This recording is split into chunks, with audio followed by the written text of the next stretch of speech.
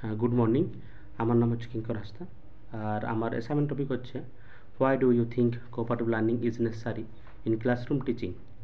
Select any topic from your method subject and discuss how you would teach it using cooperative learning strategies. তো আমার যেহেতু method subject হচ্ছে life science, তো আমি select করেছি food চেনটাকে। তো চলো ইন্ট্রোডাকশানে দেখি পরের স্লাইডে। কোঅপারেটিভ লার্নিং অর্থাৎ কোঅপারেটিভ লার্নিং হচ্ছে এমন একটি শিক্ষণ পদ্ধতি যেখানে শিক্ষার্থীরা ছোট ছোট গ্রুপে বিভক্ত হয়ে বা ভাগ হয়ে কোনো একটা বিষয়কে ওরা আলোচনা করে বা একে অপরকে সাহায্য করে এবং সেটা কিন্তু একসঙ্গে হয়। হ্যাঁ, অ্যান্ড পরের পয়েন্ট হচ্ছে ইম্পর্টেন্স ইন ক্লাসরুম টিচিং, অর্থাৎ এই যে কোঅপারেটিভ লার্নিংটা ক্লাসরুমের টিচিংয়ের ক্ষেত্রে কেন ইম্পর্টেন্ট হয়। তো সেক্ষেত্রে কী হয়, কোঅপারেটিভ লার্নিংয়ের মধ্যে অ্যাক্টিভ পার্টিসিপেশন থাকে, অর্থাৎ কোনো যদি একটা কাজ দেওয়া হয় তো সেক্ষেত্রে তারা ছোট ছোট গ্রুপে অ্যাক্টিভভাবে ওরা পার্টিসিপেশন করে বা অংশগ্রহণ করে সক্রিয়ভাবে। সেকেন্ড যে পয়েন্ট হচ্ছে টিম ওয়ার্ক অ্যান্ড রেসপন্সিবিলিটি, অর্থাৎ কোঅপারেটিভ লার্নিংয়ের মধ্যে যে আমি বলেছিলাম না যে ছোট ছোট গ্রুপে ওরা যে ভাগ হয়ে যাচ্ছে, তো সেক্ষেত্রে ওরা এক একটা টপিক নিয়ে ওরা কাজ করবে।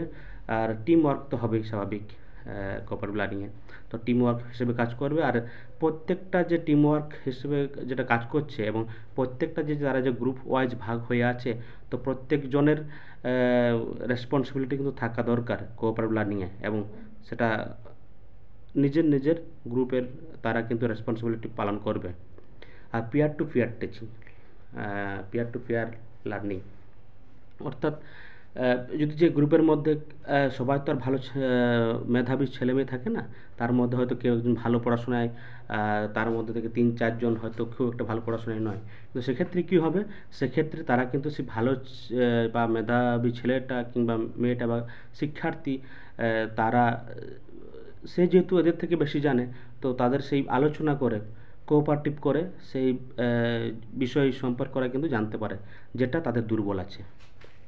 সে পরের পয়েন্টে কী আছে, হোয়াই কোঅপারেটিভ লার্নিং, অর্থাৎ কোঅপারেটিভ লার্নিং কেন তা কী হয়, বিল্ডস কোলাবোরেশন, অর্থাৎ যখন তাদেরকে কাজ দেওয়া হয় গ্রুপ ওয়াইজ, তাদের মধ্যে কী হয় যে যোগাযোগ একটা ব্যাপারটা থাকে যে ভালো মতো হয়। আর ভালো মতো কোলাবোরেট না করলে কিন্তু তো টিম ওয়ার্কটা কাজ করা যায় না।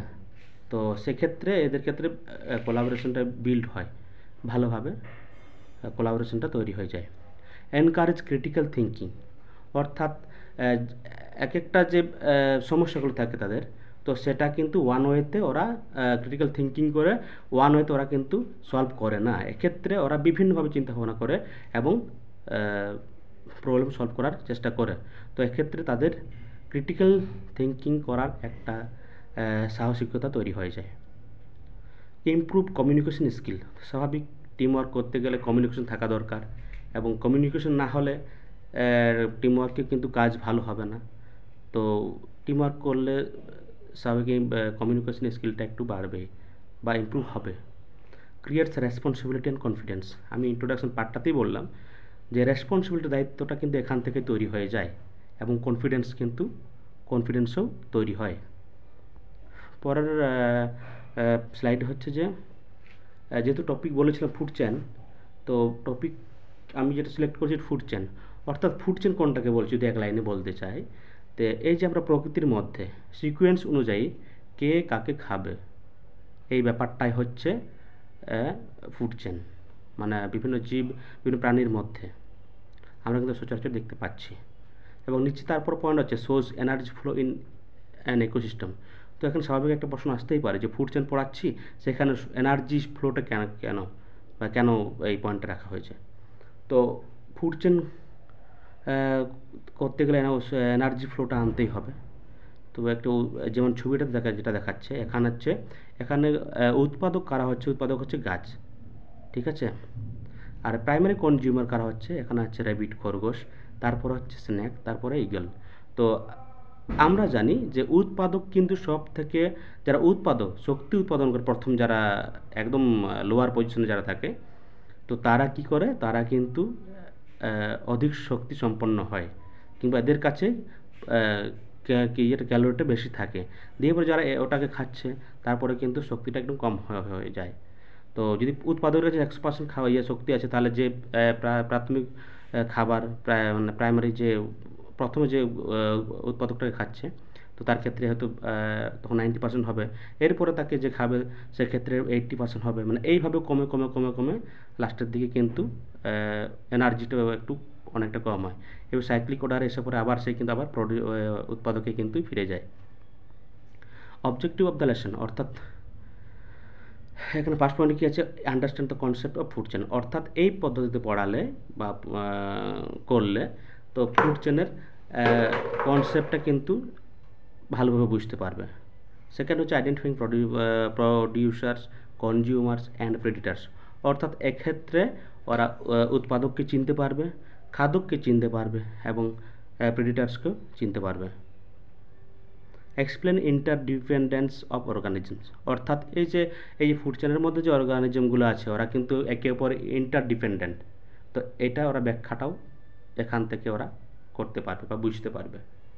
Develops cooperation through group activity, হ্যাঁ কোঅপারেশন করতে গেলে কোঅপারেশন অর্থাৎ ওদের যে অ্যাক্টিভিটি যেটা হবে সেটা কিন্তু কোঅপারেশনের মাধ্যমে হবে এবং কোঅপারেশনটা কিন্তু এখানে ডেভেলপড হবেই। পরের স্লাইডে গ্রুপ ডিভিশন, অর্থাৎ তাদেরকে হয়তো বলেছিলাম ইন্ট্রোডাকশনে যে 4-5 জন করে মেম্বার থাকবে, তো এখানে আমি 5টা গ্রুপে আমি ভাগ করেছি এদেরকে। একটা হচ্ছে প্রাইমারি প্রডিউসার, অর্থাৎ যারা উৎপাদক শক্তি প্রথম যেখান থেকে শুরু হয় শক্তির এটা, তো তারা হচ্ছে প্রাইমারি প্রডিউসার। প্রাইমারি কনজিউমার, অর্থাৎ প্রথম শ্রেণীর খাদক। সেকেন্ড কনজিউমার, দ্বিতীয় শ্রেণীর খাদক। টার্সিয়ারি কনজিউমার, অর্থাৎ তৃতীয় শ্রেণীর খাদক। র্যাফিক্স কনজিউমার এবং সর্বভোগ যাকে বলছি। তো এরা 5টা গ্রুপে এদেরকে ভাগ করা হয়েছে। এরা ওই পার্টিকুলার যে গ্রুপটাকে করা হয়েছে সেই গ্রুপ অনুযায়ী ওরা কিন্তু রিসার্চও করতে পারে এবং ডিটেলস নিয়ে পরে ওরা কিন্তু এর পরবর্তী স্টেপে আমি রেখেছি যে ওরা তথ্য জোগাড় করার পর each group given a set of organism, এরপরে ওরা তো ওইদিকে তথ্য জোগাড় করছে, তো এরপরে কী হবে, অর্গানিজমসগুলোকে একটা সেট দেওয়া হবে। এখানে একটা ছোট্ট একটা টাস্ক দেওয়া হচ্ছে, arrange them into a correct food chain, অর্থাৎ ফুড চেনের একটা ফুড চেন তো আর একটা হয় না, বিভিন্ন ধরনের ফুড চেন হয়, তো ওই বিভিন্ন ধরনের ফুড চেনগুলোকে একটা মিক্সিং করা থাকবে, তো এগুলোকে এদেরকে অ্যারেঞ্জ করতে বলা হবে। আর draw arrows to show food chain, অর্থাৎ যে ফুড চেনটা আছে তো এটাকে তাদেরকে কিন্তু সেই অ্যারোজের মাধ্যমে ওদেরকে বলা হবে যে এটাকে ড্র করো পার্টিকুলার একটা ফুড চেনকে। আর ডিসকাস কী হবে, what happens if one organisms disappear, অর্থাৎ যদি ফুড চেনের মধ্যে একটা অর্গানিজমকে আমরা ডিসঅ্যাপিয়ার করি বা অদৃশ্য করে দিই তাহলে কি ঘটতে পারে প্রকৃতির মধ্যে, এটা কিন্তু ডিসকাসের আলোচনার বিষয়। এবার যে গ্রুপগুলো ওরা তথ্যগুলো যে গ্রুপ 5টা ছিল তারা যে পার্টিকুলার গ্রুপটাতে যে ডিভাইডেড ছিল তারা কোন গ্রুপে কোনটা আছে, তো তারা সেই তথ্যগুলো জোগাড় করার পর তাদেরকে প্রেজেন্টেশন দিতে হবে এবং ডিসকাশনের মাধ্যমে।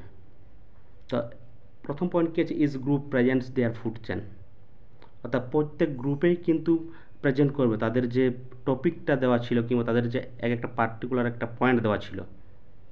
আর টিচার ফ্যাসিলিটেড ডিসকাশন, অর্থাৎ তারা যে ডিসকাশন করবে টিচার কিন্তু সঠিক নির্দেশনা ওদেরকে দেখিয়ে দেয়। ইম্পর্টেন্স অফ প্রডিউসার্স, অর্থাৎ প্রডিউসার্সদের ইম্পর্টেন্স, গুরুত্ব কী এটা সম্পর্কে ওরা ডিসকাস করবে, ঠিক আছে, আর ওটা কিন্তু প্রেজেন্টও করবে ডিসকাসও করবে। And effect of imbalance in the food chain, অর্থাৎ ফুড চেনের মধ্যে যে ইমব্যালেন্স যেটা দেখাচ্ছে ওটা প্রভাবটা কী হবে। নেক্সট স্লাইড যে অ্যাসেসমেন্ট, তো এবার তাদেরকে তো অ্যাসেসমেন্ট করতে হবে, তো কীভাবে কয়েকটা কোশ্চেন দেওয়া যেতে পারে, তো সেই কয়েকটা কোশ্চেন এখানে রাখা আছে আর সেটা কিন্তু ইভ্যালুয়েট বেসড হবে, ঠিক আছে।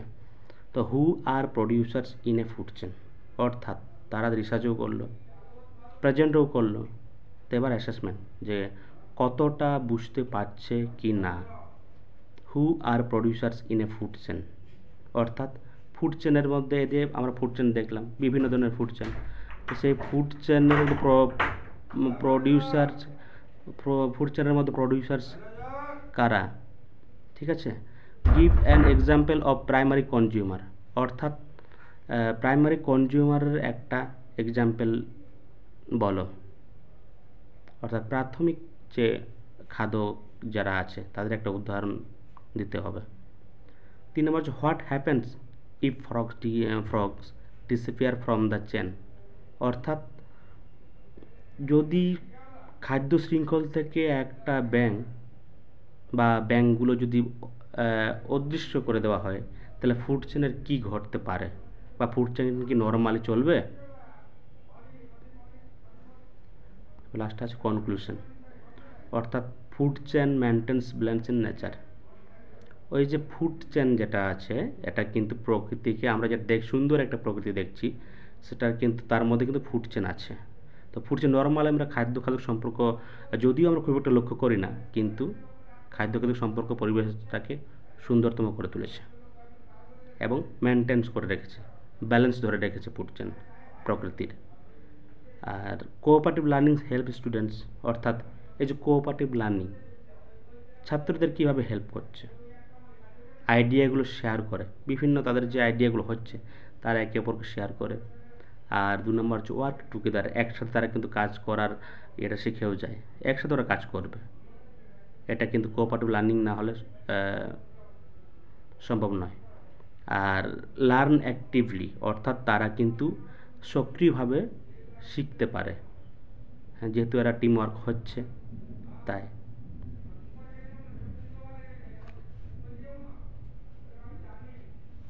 Thank you.